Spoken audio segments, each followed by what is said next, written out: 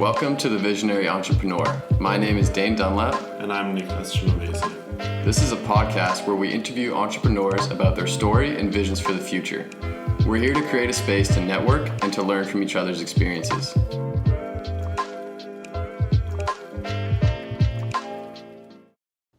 What's up, guys? Welcome back to another episode. Today we got Brandon Adams with us on the podcast, who is a professional poker player and was also a Harvard Business School professor for over 8 years. He taught economics and game theory, and he was also an author of over 6 books.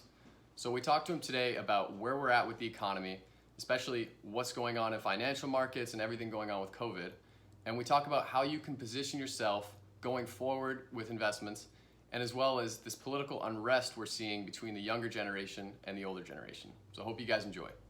I rarely meet new people around Miami. It sounds crazy, but I've been here for 12 years and I don't circulate that much. So I met you guys and you invited me to play tennis. I was yours at that point. I would have done anything you asked. For once, tennis is doing us a lot of good here. So it was great to meet you. Graduating from University of Florida at 19, that's quite a feat. And then, later in your career, you went on and were a professional poker player, and I know you still play poker. So first of all, how did you graduate from university so early, and how did you get into poker? But really had an unusual college experience. Like you guys, I was obsessed with tennis at a young age. And being obsessed with tennis, maybe being obsessed with any sport, but I've observed something special about tennis. I noticed that a lot of people, when they carry that discipline over, especially in the first couple of years that they do it, they're unbelievably successful. And that happened to me in high school. I all of a sudden devoted myself to academics, and I took the discipline that I had as a junior tennis player, and I just on a dime converted it to academics, whereas I had never previously focused on it. And I would do things that were kind of crazy. Like I would pick up a calculus textbook and work through it in a week or a couple weeks. Or I would pick up a college intermediate economics book and work through it in a week. And then I would make these calendars for myself and get obsessive about it and be all right, I'm going to read this textbook this week, and then next week I'm going to do this textbook. And I was really just entirely on my own path. I wasn't really worried about the courses that I was taking. I was just disciplined in doing it for my own reasons. And that period, it really was the tennis work ethic that carried over, because, well, you know how it goes. You guys were telling me your schedule as tennis players, where you would do things like run 10 400s at the track, then go to the weight room, and then play tennis for 2.5 hours and do that multiple times a week. That's not human, right? To do that in Miami weather. But you get to the point where that's what you're doing. You're that disciplined. One thing that really we couldn't ask you much about in person yet was you got into poker. You're a very well respected poker player, professional poker player. You had the number 1 poker player in the world on your podcast. What sparked your interest from tennis and economics to go into that world? And so poker, it started really as an academic pursuit. When I was at University of Florida, I was taking the 1-year PhD sequence in game theory. And game theory is the science of strategic interaction. And the early game theorists would frequently use poker as an example. So von Neumann in the theory of games and economic behavior, poker figures very prominently. A lot of the early game theorists talked about poker. It's a great illustration of a strategic game of incomplete information, and they and so those illustrations, it led me to see that there was a lot of strategic depth in the game.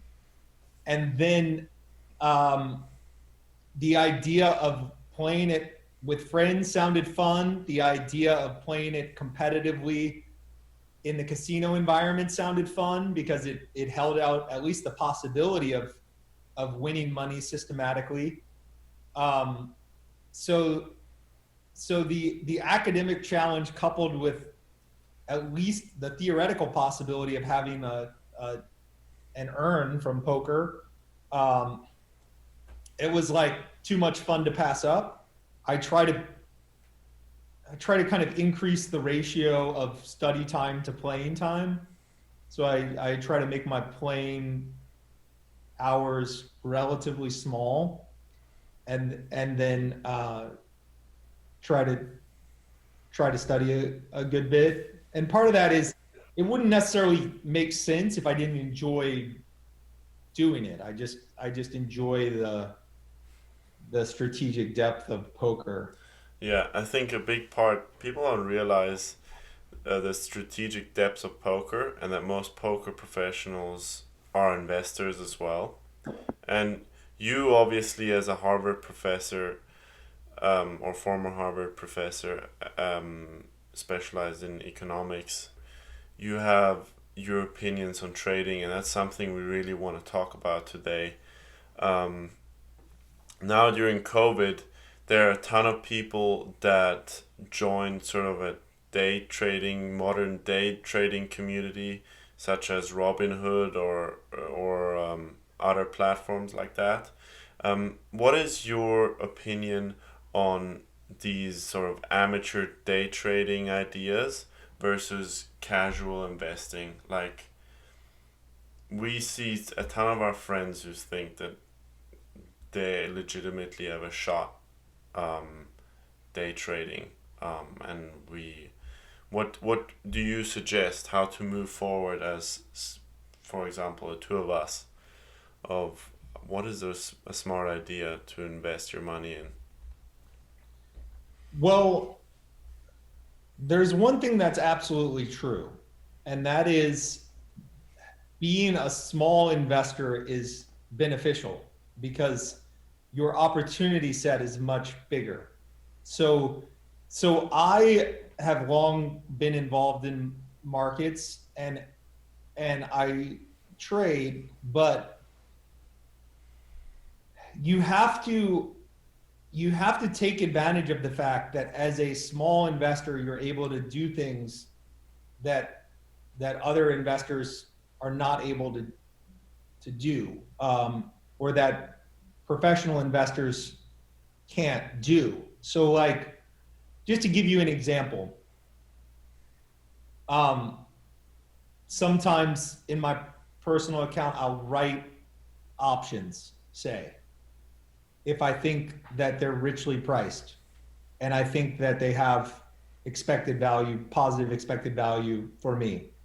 I'll sometimes write the options in these very small sizes, and it'll take time to execute the trades. Like, I'll sometimes write, like, if it's a high price stock, like one contract at a time.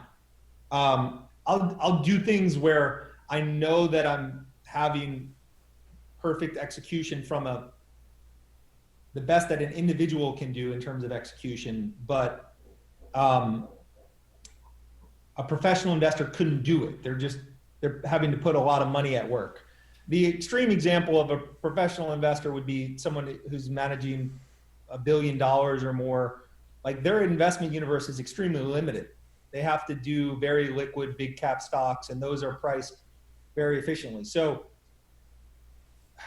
basically, my belief is that your friends are making a mistake and that it's a bad idea, unless they're able to take advantage of the fact that they're small and operate in segments of the market that are inefficient because large investors are simply not able to traffic there, right? So like maybe micro cap value stocks where they're doing deep value dives on micro caps and they're looking for like deep value situations where they're confident they can be strongly aligned with owners and management, and they're confident that the management team is wanting to get money back to shareholders, and they've analyzed every possible part of these companies, and they're convinced that they're making good plays. That I could believe might generate strong excess returns, just because that's an area where the individual can play, but a professional investor maybe can't play just because there's not enough size available. Pace the market significantly. I think Warren Buffett has some quotes where he says he could have insane returns if he was an individual investor. I think he puts numbers out there, like he thinks he could do whatever. I'm sure he could do 50% a year if he were managing 500,000 a year. Like he could just. You have so many different avenues where you can operate that the big professional investors can't operate. There are many inefficiencies to be found. Do you think is that really the value for your time? Because I'm sure that's very time intensive to find these right value micro cap value stocks. Yeah, well, yeah, of course you're not going to be a successful investor or trader if you're not spending a lot of time. That's obvious. Like you have to delegate or just index if you're not willing to invest a lot of time. That's obvious. So I had an extended intro to my answer. My answer is that most people should avoid trading their own accounts. I would say there are a few different types of errors you could make as an individual, right? You can make an error in expectation where you invest in something that doesn't have positive expectation. You have beliefs, maybe like investing in Hertz when Hertz ran up to $8 in bankruptcy, or maybe whatever example you want of the super high flying tech company of the day, of Nikola or whatever. Like you could make a mistake in expectation where you invest in something that objectively has low to negative returns. So that's an error in expectation. You could also make an error in variance. And this is the type of mistake that the day traders are making way too often, where they're making small mistakes that cause their portfolio to have far too much variance.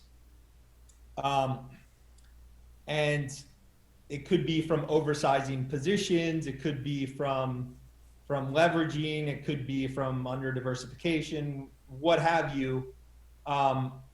But these mistakes of taking too much variance, well, they can kill you. You can just blow up. That's easy enough to do. But even if they don't blow you up, they could just lead to volatility, drag, or more extreme forms of suboptimal results over time. And those mistakes are hard to avoid if you don't have experience. And then you can have a third type of error, which is, let's call an error in execution, where you're not getting the best price for your trades, or the simplest error in execution you can make is simply over trading. because even if you're at a commission-free broker, you're paying for your trades in the form of bid-ask spreads or price impact or what have you. And if you're trading frequently, those costs are adding up over time. And if you get into trading options, then of course you're paying very high effective vig. So those execution mistakes can be extremely costly, even deadly. And then that's in that same category of execution mistakes, you have the fact that as the Robinhood trader on the phone app or on the laptop, you are just a million miles behind Citadel and the high frequency trading operations, and every aspect of your trades are just slow, and the execution is bad. Even if you're experienced, your execution is bad. If you're inexperienced, it can be horrible. Yeah, I think that's the biggest part that the small investors don't have an advantage is the execution risk. They might have a play if they're experienced and they can invest in the right areas, like you said, but if they're constantly trading and trying to day trade, then their execution just won't match up to some of those professional guys. And I wanted to switch gears and kind of get your opinion on where we are now in our economy and in the markets, because obviously we had a V-shaped recovery where the stock market took a plunge, and now we've seen it return back to kind of normal levels at the beginning of the year. And I'm not sure if that reflects what the real economy would be. So one, where are we at now between the stock market and the real economy? And two, where do you think that's going to take us going forward? What are your expectations of the growth of our economy? Oh, well, I always have long answers, but now you're Oh, okay. Great. Well, I guess where you guys are now is where I was during the dot-com bubble. Like trying to make sense of the world during a time of what seemed to be craziness, right? So like I graduated college in '98, and then I got to observe. There was a short stretch where I took a couple of engineering courses at Stanford in summer of '99, and I got to see firsthand like 1999 internet craziness in Palo Alto. And I was trying to make sense of that world. And at that time, it seemed, well, financial markets seemed crazy. Recall that in 1996, Greenspan, at a time when Fed presidents never spoke out about stock markets or asset prices, he had his famous irrational exuberance line. And Robert Shiller, who went on to win the Nobel Prize, his book, Irrational Exuberance, came out in 2000. It was a time of obvious irrational in early 2000. In general, 98 through 2000 was a time of obvious craziness in the market. Now, with retrospect, we can say that some of the craziness had rational elements to it, right? There was something reasonable about getting really excited about Amazon.com, for instance. But then, we had an extreme bubble, but the bubble had some rational basis. The market was seeing into the future, realizing that technology and the internet was going to be a powerful force in society. It was also a time when, under Clinton, we had craziness, right? We had Monica Lewinsky and impeachment proceedings, and we had some turbulence, but we also had $100 billion surplus in 1999. There were there were things that seemed to be going in the right direction. We were the obvious leaders in technology. There was a lot of strength. Then from March 2000 to the end of April 2000, the internet bubble pops, but you still have some big tech names going strong. You really don't get a full piercing of the overall stock market bubble until like really September 11th, 2001. And then it was obvious that we were in for a slowdown. There was very accommodating monetary policy in response to the dot-com blow up and September 11th. Then as we know now, we had some strong years, and we had a housing bubble. The housing bubble in some areas like Florida peaked relatively early and was sort of peaking in early summer 2006. In other areas like Vegas maybe peaked up to a year later than that. But then you had the vicious decline in real estate prices that was exacerbated by the securities that had been created around real estate. And so you had just a cratering of the financial system in 2009, pretty nasty declines in real estate values and equity values, and you hit your lows around March 2009. And then you had extreme policy response. You had extreme policy response in Europe. You had extreme policy response in China. You had QE1, QE2, QE3, QE4. You had the whole rollout of extreme, basically unprecedented monetary interventions. Really taking the playbook from what Japan did in the 90s, trying to recover from their 80s financial bubble. But these policies were experimental. You were running very, very large deficits, and you were creating a lot of money.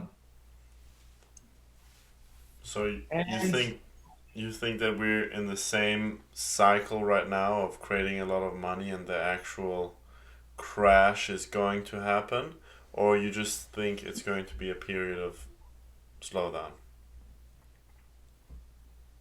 We don't know. Because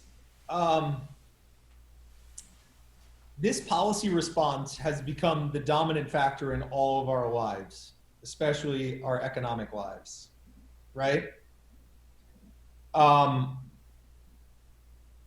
It's very possible that they've sort of killed the traditional cycle, and it's leading towards a blow up at some unknown future date. But what happened was you had extreme policy for a decade,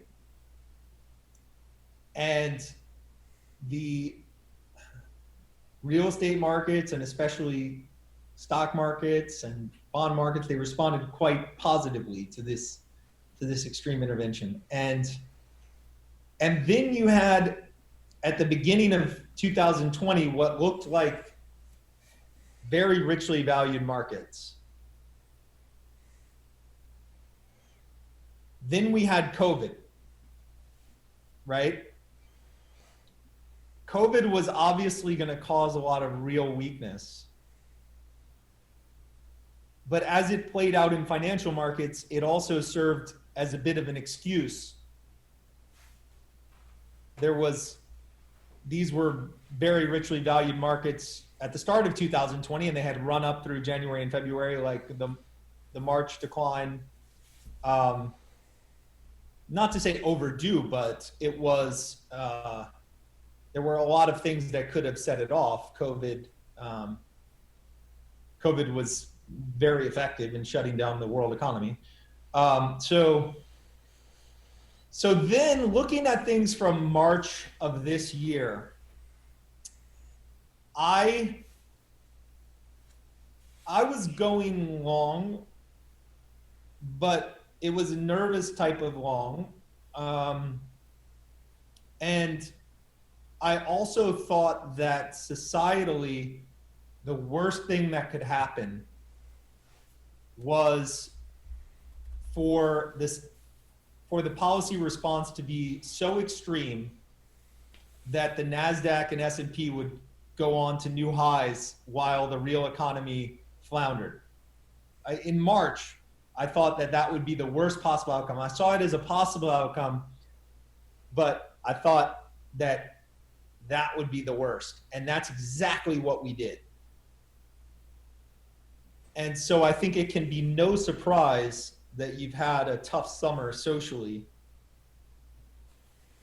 I think some of it is related to the virus, some of it is related to George Floyd, and a lot of it is related to frustration over inequality and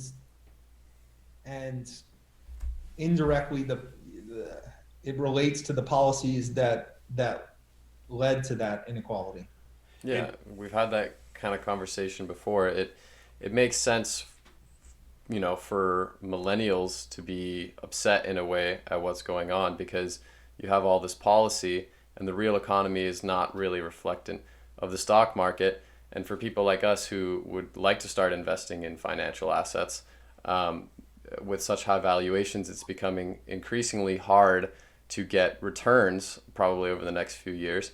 And at the same time, the job market is not as flourishing as it probably could be had we not have COVID and a lot of that, the baby boomers also aging out. So the labor market shrinking. I think that you're right, and that you've mentioned it before, that there's a lot of political unrest between those two sides because of everything going on. Yeah, so I think that there's surprisingly little tension between the young and the old, and it seems like there should be more tension because yes, like Dane, in your situation, moving to New York soon, starting a 2-year program or 3-year program or whatever. In March, you don't want the world to end, but it's not a bad thing for you if New York real estate goes down a bunch and stock prices go down a bunch, and you can start your career at a time when rents and assets are affordable. It's not a bad situation. It's desirable for the younger generation to have an entry point like that. And I think what happens is, okay, I'm going to be 42 this year, right? And I think what happens is when you age, you become defensive in a way that you previously wouldn't have envisioned. Like you just become, I don't know, you become more conservative about lifestyle, and like just you become more protective. You become more protective. And part of it is kind of like you're scared because you see far into the future, whereas when you were 20 or 30, you didn't see far into the future. And you think like what's it going to be like when I'm 70? You know what I'm saying? So you start strategizing for that, and you become protective in a way. And I've noticed that, say, people that are currently 60, they're just even way more like that. You know what I'm saying? Because now it's almost all they think about. It's almost all they think about, like, how am I going to make sure I'm okay? And you can't blame them, right? You can't.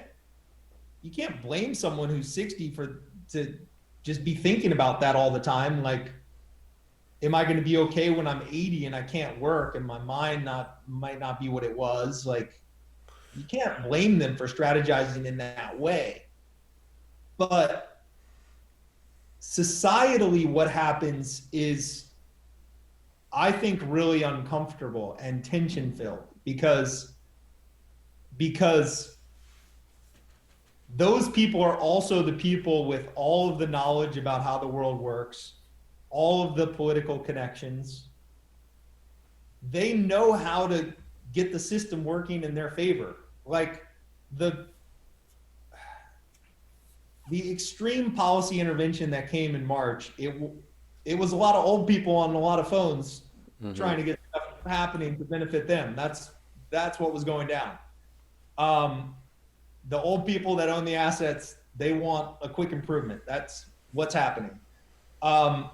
And so you can't blame them, but there's an obvious tension between this big boomer generation, that age and the age even a little bit older than the boomers. They own all of the financial assets, and there's a clear tension between that group and your age. So one of the main things that we realized in this podcast in the last 2 months is that all we can do is try better ourselves, so we can prepare for our future and sort of make our surrounding, and even if you would say the world, a better place. But how would you coach somebody to give himself a shot in today's world? Where would you invest your time in? Like, where would you invest your learnings in, invest your money in to be competitive in this time where these few old people sort of pull all the strings? Well, it's a great question, and related to the old people pulling the strings, which is kind of what happens.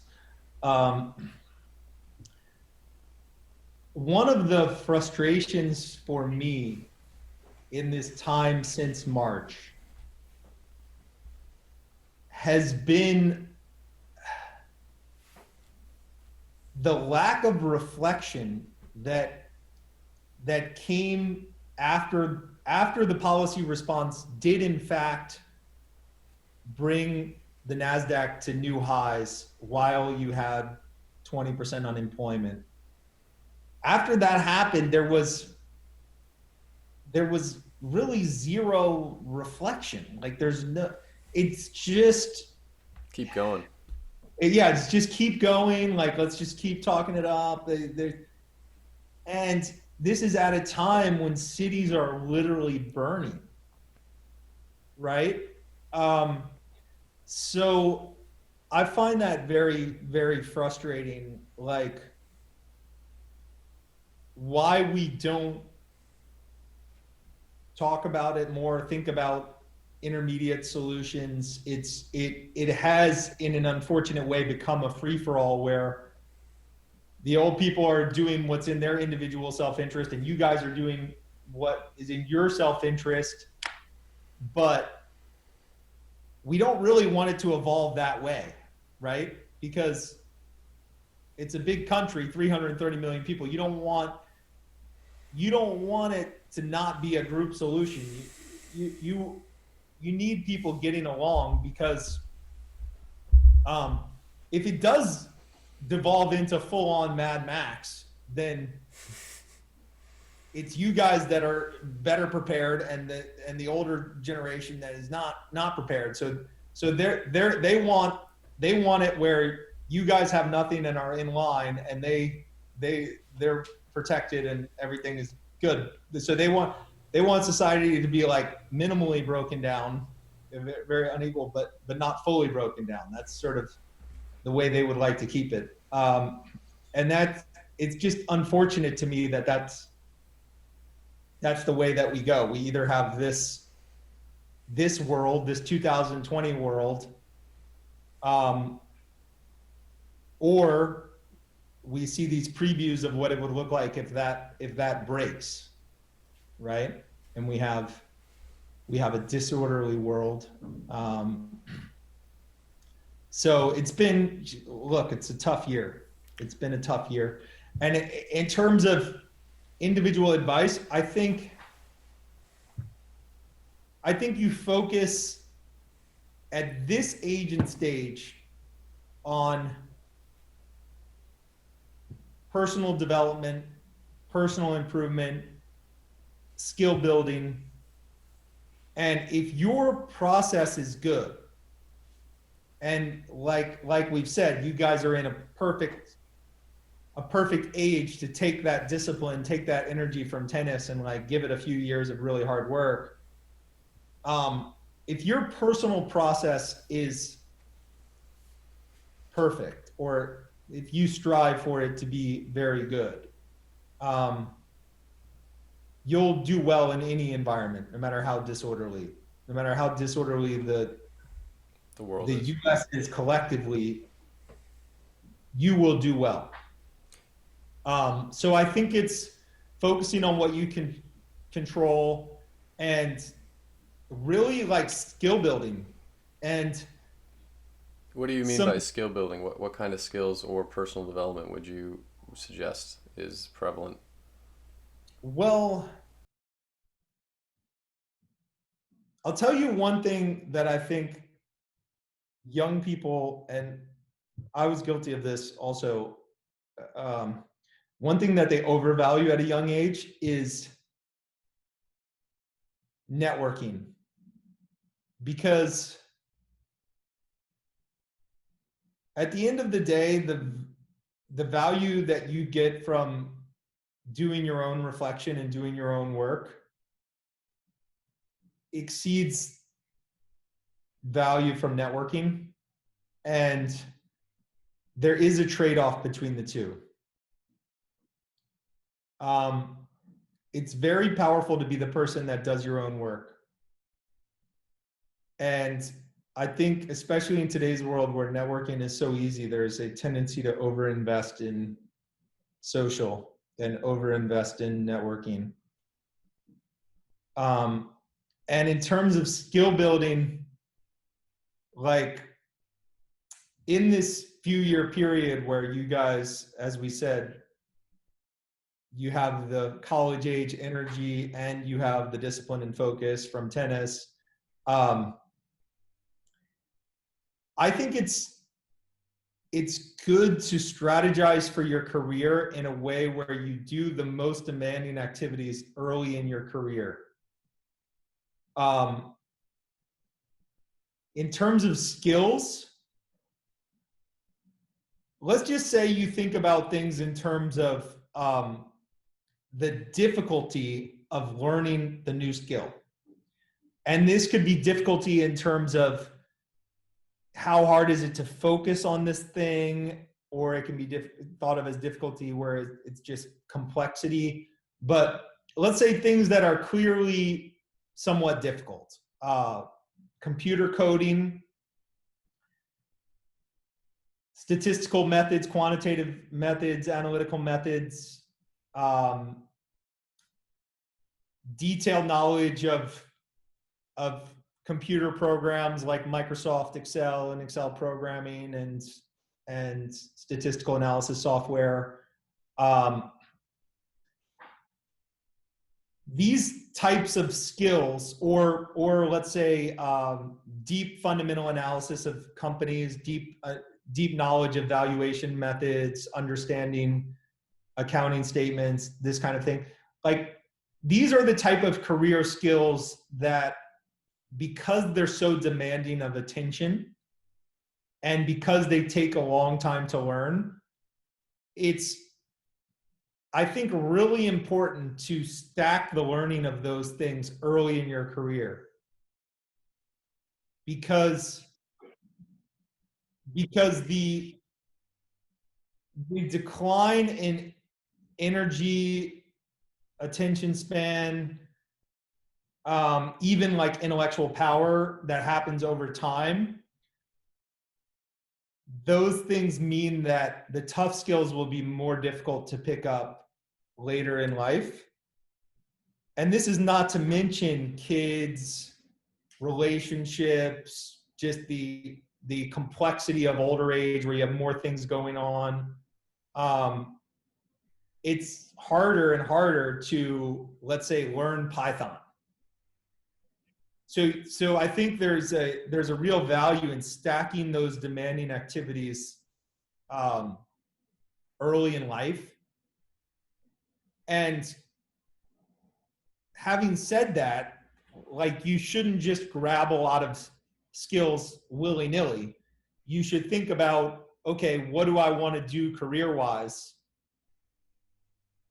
If I want to do that, what skills do I need to be strong? What skills need to be internal to me? Versus what skills can I reliably delegate? I think in general, in the professional world, if you can find a reliable person who will do what they say they can do, and you can delegate to them, you want to do that and strategize to do that. So it might not be useful to do a Python learning module, say. But let's say, Dane, for you, let's say you decide you want to be in investment management. Well, understanding accounting statements is not something you can delegate. That has to be internal to you. You have to be able to read like a 10K. You have to be able to understand financial statements, communicate financial statements. And that is demanding to learn. So you want to pile that in early, or you're going to have to know Excel backwards and forwards. You pile that in early. So I think you stack the demanding stuff at the young age when the energy and ability is highest. When you were kind of going over some of our recent economic history and the dot-com bubble and the housing crisis, and I think going through that, you're seeing a lot of similarities onto what's happening today. And there's obviously a discrepancy between, you know, our economy and the stock market and how much liquidity is being put in it. And there was a lot of opportunities to be had during the dot-com bubble, and I think there was a lot of opportunities to be had in the housing crisis. What do you think? I mean, I know we kind of went over some of the opportunities, but should people like us, or, you know, anybody really, be looking for those opportunities that come from COVID and these discrepancies? I think in terms of looking for discrepancies regarding valuations of things, those are pretty much over. Like, everything is fully priced, and there's no free or easy lunches out there. In terms of, say, finance markets, I think there is one skill that maybe hasn't been in strong demand in the last decade or two, but will be in strong demand going forward, which is detailed knowledge of the international marketplace and international markets. The returns have been so rich in the US that there really has not been much interest in international markets. The majority of investors, the majority of wealth managers, they're like 90% US, and that's the way it's been for a long time. Mm-hmm. But just pull up a chart of the US dollar index for the last 7 days, and It's down. And think to yourself, yeah, it's down quite a lot. And think, okay, what would happen if we have a year of tough action in the dollar? I think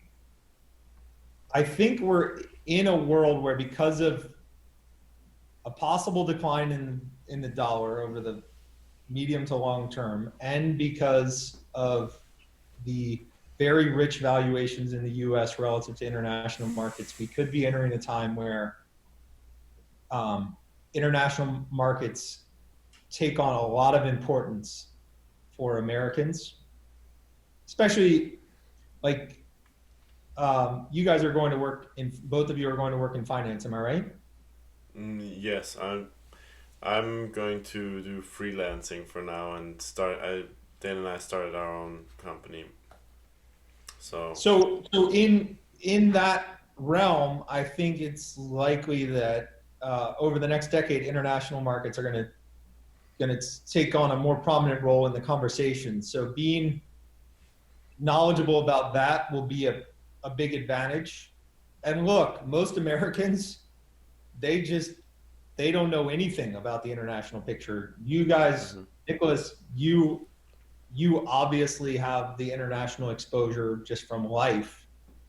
And I guess being Canadian counts, Dane, that or something. Sort of. But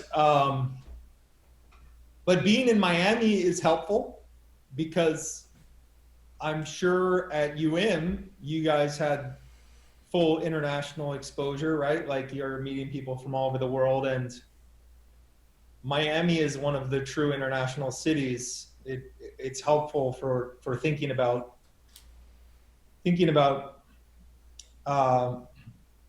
economics. So I think that would be an important skill going forward. All right. Well, I know we hit our 1 o'clock, our 1 hour mark. So, really appreciate the time and all your knowledge. It helps a ton. Yes, it was really good the other, don't put too much money in Bitcoin. All your friends probably do a lot of Bitcoin. Yeah, no, Bitcoin, definitely. Bitcoin's fine. It's just, I think Bitcoin is fine, and it's probably gonna go up over the very long term. I don't know. You can never make predictions. But one thing to realize, what's that? I mean, who knows about Bitcoin, but yeah, who knows? Exactly, who knows? But one thing is for sure, and that is that at the moment, it's not in the interest of governments not at all to have an ascendant Bitcoin, and that's a reason almost in itself to be long-term bearish. But, even if there's no reason for it to be Bitcoin per se. I don't think there's any significance behind the fact that it is Bitcoin, because I don't think the technology behind it is even, the concept is great, but there's all these other currencies that basically are doing the same thing. Yeah. And in terms of government efforts, China is definitely one to watch.